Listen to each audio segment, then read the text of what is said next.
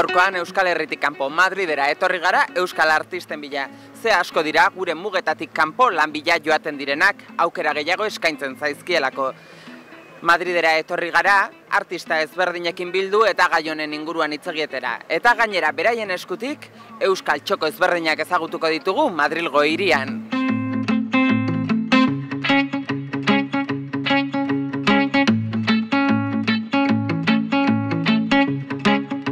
Madriden egonda, txoko euskaldun baten bila, nola ez euskaletxera etorri gara. Bertan, euskera klaseak, kulturrekintza ezberdinak, gauza asko egiten dituzte bertan euskera eta euskal kulturarengatik. Hemen, donostiar batekin egin dugu hitzordua. Segituan etorriko da, ikusiko duzu oraintxe, nor den.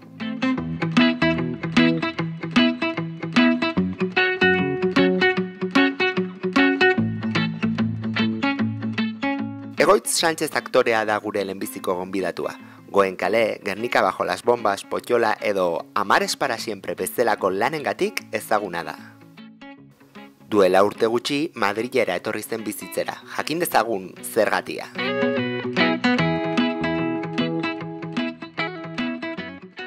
Madrilgo euskaletxeko sukaldean gaude, hemen nire alboan Egoitz Sánchez daukat, kaixo? Donostiarra izan da, zein izan zen Madridera etortzera motibatu zintuena, edo zein izan zen horren atzean dagoen arrazoia? Ni Madridera etorri nintzen printzipioz ikastera. Donosti ningon taller de artes eszenikasen ikasten, eta betian txikitatik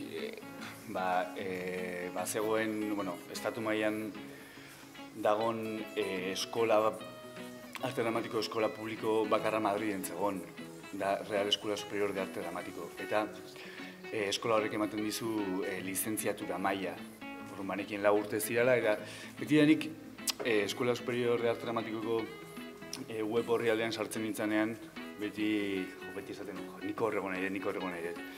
Eta horregatik erabaki nuen etortzea, probak egin nitun, eta sartu nintzen, eta hemen geratu naiz. Beraz, arrazoi bat izan daiteke euskal artistak Madridera etortzeko, bertan badidez arte dramatikoan formatzeko aukera handiegirik ez dagoelako, ez? Egon badaude eskolak. Getxoko eskola dago, eta ere eskola bat da. Baina nik formakuntza osoagoa nahi nun, eta Resadek hori eskaintzen dizu, ez? Dantza, bestia, maila teorikoan baita, eta gero aparte, Resadek medio asko dauzka.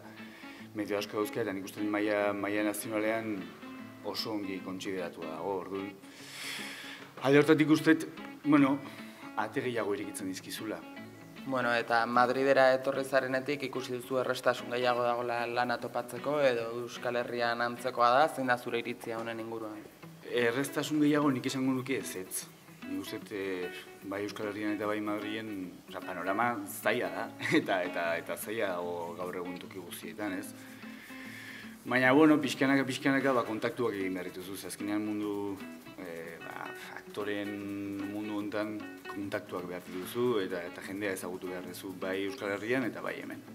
Askok esaten dute Madriden badagoela antzerkietan eta gehiago produzitzen direnez, aukera gehiago, izan daiteke honen arrazoia, kultura gehiago kontsumitzera ohituta daudela Euskal Herrian baino? Nik esango nuke baietz, nik ez dakit kultura gehiago kontsumitzen den, baina Madriden, jende pila bat bizi da hemen, eta jendea izugarri joten da antzerkira. Eta antzerki pribatu ez gain, aparte hemen antzerki publikoak daude, Centro Dramático Nacional dago. Centro Dramático Nacionalek dauka gainea plataforma bat aktore gazteak aktore profesionalen mundura bideratzeko. Horretaz gain sala alternatibo pila bat daude hemen, orduan. Zure 4 lagunekin elkartu zaitezke, pixka bat antzerkia montatzen hasi, dosier bat prestatu, salara entregatu eta segurazki programatuko dizute. Orduan nik uste hemen aukera desente daude. Zuk nahi badezu, zure borondate propioz egin dezakezu. Egoitz eta Madriden zaude, zertan zabiltza gaur egun kontatu iguzu? Horantxe bertan antzerki obra bat entzaiatzen. Adios Txehov izena du eta idatzi du eta zuzendu du Paco Obregon aktore Durangoarrak. Eta hortan egia, Durangon estrenatuko dugu urriaren 3 eta 4 eta Madriden hemen 5. Opera Latina izena duen sala alternatiba horietako batean. Bueno, goitz, mila esker gurekin denboratxo hau egoteagatik, eta, espero dugu bai Euskal Herrian, bai hemen Madrin aldean, zu lanean askotan ikustea. Nik ere gauza bera espero dut, eskerrik asko.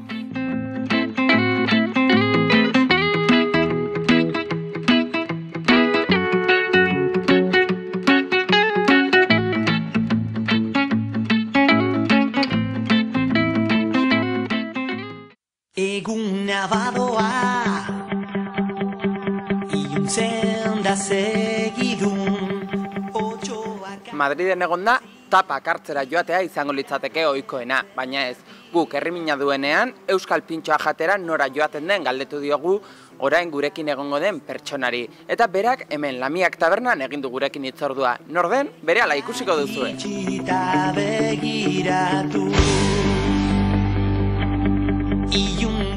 Ainhoa Cantalapiedra da gure bigarrengo gonbidatua. Operación Triunfoko bigarren edizioa irabazi eta gero, gaur egun musikaz bizi dela esan dezake. Horrela izango alitzateke Euskal Herrian biziko balitz? Bueno, kaixo Ainhoa. Kaixo. Urte asko daramazkizu hemen Madriden bizitzen, baino galdaka otarra zara. Zein izan zen zure motivazioa edo arrazoia galdaka utzi eta Madridera etortzeko? Telebista programatik irten nintzenean, orain duela 13 urte, uste dut, bai. Lanagatik bizitzeko lehen aukera izan zen Bartzelona. Baina denbora pasata gero, konturatu nintzen nire bidaietan, Madrileko giroa eta jendea eta iaia dena gehiago gustatzen zitzaidala. Eta importanteena, garrantzitsuena niretzat da, hemen aukera asko daudela, uste dut. Eta horregatik hemen erosi nuen niretzea, eta hemen biritzen naiz, borrokatzen eta bai, zaketzen naiz. Bueno, Madriden bizitzara, baina hala ere, nola ikusten duzuzuk euskal musika gaur egun?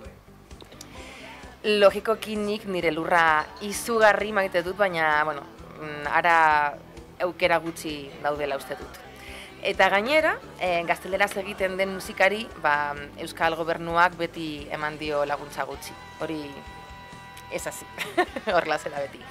Eta, ikusten duzunez, nire arazoa handiena da hori, euskera txarto egiten dudala. Eta hori, ate asko itxi dizkit Euskal Herrian. Orduan Ainhoa, zure ustez, musikatik bizi daiteke Euskal Herrian? Nire ustez, gazteleraz egiten den musikatik oso zaila da bizitzea Euskal Herrian. Hori da nire iritzia. Eta konta iguzu Ainhoa, zertan zabiltza orain? Gauza askotan nago oraintxe bertan, eta azteko nire gauza importanteena edo garrantzitsuena da, nire laugarren diskoa ateratzear da. Bi kolaborazio ditut, barkatu. Bebai, Trabaje Rita mugimenduarekin egingo dut lana aurten. Eta blogari naiz, oraintxe bertan. Eta kompositore bezala lan egiten dut. Egia esan ez naiz inoiz gelditzen. Ainhoa, eta jendeak non izan dezake zure berri? Noski nire webgunean, www.ainhoacantalapiedra.com, hori da nire izena eta abizena. Eta nire sare sozialetan, aurkitu dezakezue. Mila esker Ainhoa. Ena zer gaitik. Eta, ea urrengoan etortzen garenean, euskera pixka bat praktikatu duzuen. Zaiatuko naiz.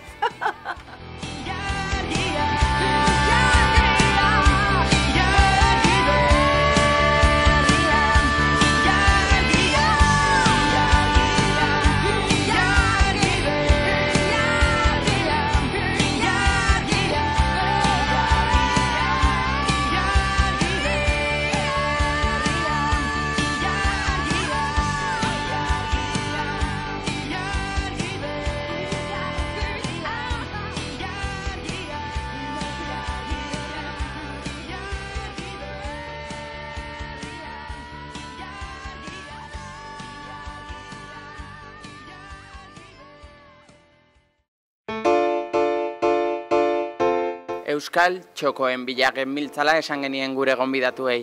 Eta gure azken gonbidatuak hau proposatu digu. Zerain sagardotegia. Duela urte asko sagardotegi bezala sortua, gaur egun 3. belaunaldiak darama sagardotegia eta baitare erretegi modura funtzionatzen du.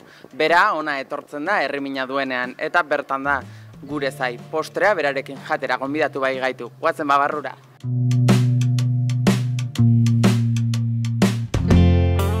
Gorka Otsoa donostiarra dugu azkeneko gonbidatua. Telebistaren zenbait serietan noizbehinka agertu den arren, batez ere Baia Semanitarengatik dugu bera aurpegia ezagun.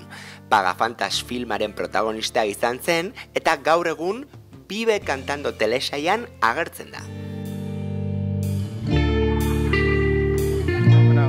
Kaixo, Gorka? Opa, kaixo. Bueno, Gorka, konta iguzu. Zein izan zen donostiarra izan da Madridera etortzeko arrazoia? Lana bilatzea. Berez, han justo Baia Semanita egin genuen, gero Madintxinen genuen Televisión Españolako beste programa, baina Donostitik bertatik. Eta hura bukatu zen, 10-12 bat kapituluen genitun bukatu zen da... Eta Diego San Josearekin batera, Baia Semanitako gidoilaria, Kobeagarekin beti idazten duen gidoilariak, elkarrekin etorri ginean, pixu bat hartu eta la aventura esaten dana. Ni 18 urterekin ikasteko zalantzan honintzen, informazio ugari honintzen biltzen, Madrid etorri, Bartzelonara baita ere begiratu nu, Mallorca Katalana behartzen gehiago. Eta azkenean erabaki nun Donostin gelitzea, antzerkia ikasten bertan, psikologia baita ere, justo Goenkaleako ditu ninduten hor, 18 urte nituela eta kurtsu hasita iraian, Goenkaleako ditu ninduten, eta hiru gauzekin egon nintzen pare bat urtez.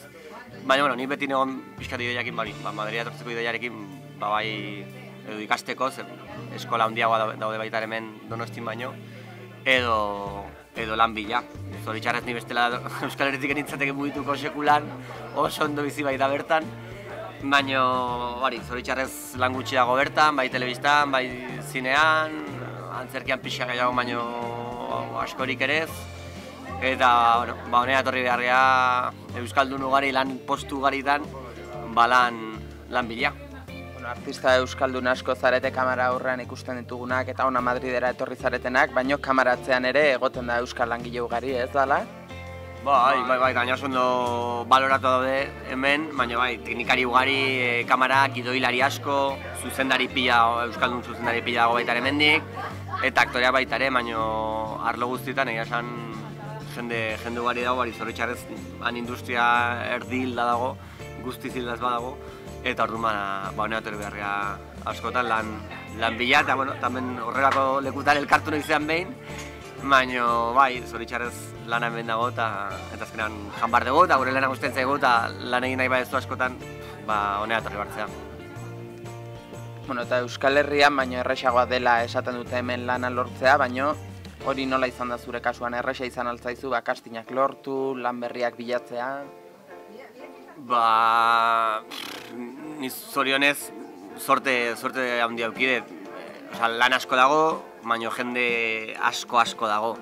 Jende gehiago da, estatu guztietik, daleko du askotatik, honea datozenak lan bila gu bezala baita ere, orduan kompetentzia handiagoa dago, baina aukera handiago baita ere, orduan sorte baldin bakazu eta lan interesgarri bat egiten badezu, eta bertan ezagutzen zaituzte, eta pauso bat aurreratzen badezu, hor kolokatzen zea pixkat ondo eta lanak iristen dira, momentu batutan gehiago estatutan gutxiago, baina ni behintzat 8 urte, 7 urte da matzaten ben dagoeneko, eta ia esan ezin naiz bat ere kexatu, eta sorte asko eukidet, oso sorte duna sentitzen eure burua, eta lana ia ez zait falta, baina egia da nire azkat lagun asko, zoritxarrez momentu larria pasatzen dituztena, batzuk bueltatu izan dira berain herritara, eta duela batez ere 2 urte jende xente bueltatu zen arlo guztitaren, baina zinea gelditu zen iaia, telebista asko jetxi zen, eta jende asko zegoen ez zeukala lanik, eta azkenean bueltatu behar izan zela berain herritara, baina aukera dago gehiago dago, baina baita ere jende gehiago orduan, hor zorte aukitzea da. Eta konta iguzu Gorka, zertan zabiltza gaur egun? Gaur egun, antzerkiarekin nago, nahiko antzerkiarekin nago batera, kristun lioa dakat burua, baina urriak 9an antzezlan berri bat estrenatzen dut, hemen Lara antzokian, Madrileko oso antzoki berezia eta zarra eta xarma asko daukana. Espazio, antzezlan estrenatzen dut, Los miércoles no existen antzezlanarekin urte terdi daramagu menegongea Madriden doain girarekin hasi bargea. Continua de los parques, Sergio Peris mentxetatzen beste antzezlan berri bat aurten estrenatu nuela Madriden, oain jiran hasi oain eta ekain arte jira nahiko potentea daukagu. Gero Los miércoles no existeneko filma egin behar dugu, eta 10 egun barru hasten naiz grabatzen pelikula, eta entsaioekin gaude, gaina abesten dugu, dantzatzen dugu, ensaio ugarirekin dago. Gero pibe kantando telesaia grabatu dut oraintxe bigarren denboraldian, Antena 3-ako, eta oraintxe hasi dira emititzen, eta no dejoaz audientziak da esango diguten jarraitzen badegun, edo gure etxetara baldin mogaza. Eta oraintxe bukatu dute bai abuztuan beste pelikula bat, Revolución filma, dirurik gabeko filma, ez daukagu ez produktorarik, ez telebistarik atzean, baina oso filma interesgarria eta potentea da, zuzendariak 7 urtera matza pelikula honekin, eta azkenan elkartu da aktore batzu bertan egon nahi nuenat gidoiagatik eta proiektuagatik, eta horre ongea bila eta erdi pelikula grabatzen egunero, 3 kamara txotxikikin, ekipori gabe, eta aktoreekin kalera jongo gaina bezala zozer grabatzera, baina potentea izango da, eta batez hori esperientza ezberdina eta produktorei gabe, lagun arteko gauza bat bezala izango baritz, eta oso esperientzia majoa izan da, eta beste proiektu batzu urren urterako, baina orain nahikoa daukatu honekin.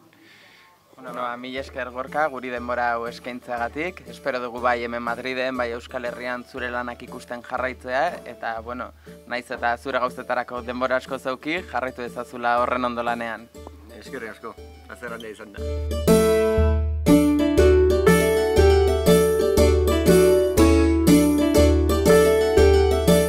Madriden artista euskaldun ugari daudela argi geratu da, baina ez soilik artistak, orokorrean euskaldun ugari topatu ditugu hiriko kaleetan zehar. Madrid euskaldunontzat aukeren hiria da.